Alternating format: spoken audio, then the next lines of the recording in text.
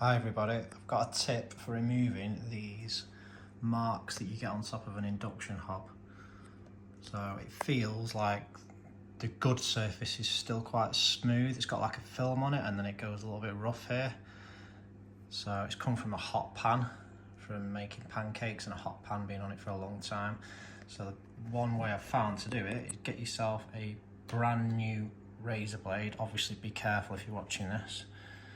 You need to really have it out because you can't get it flat onto the surface. But if you just gently scrape the surface, you can see it starts to remove it. You just got to be very slow and very gentle with it.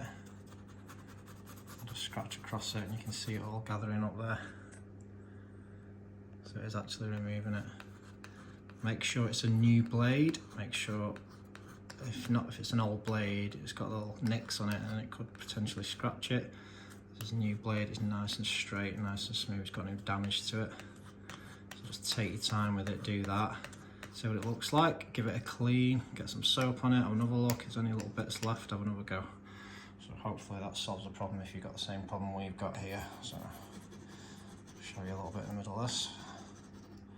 So you can see they're starting to come off. And there you have the finished hob. Not the best day to do a video because it's quite sunny today, so there's a lot of reflections on it, but I mean there's next to nothing on there now. Looks absolutely fine. So it works really well, just be careful with it, make sure you've got a sharp blade, nice and flush, just be gentle with it and you'll just see it lift off. Hope that helps.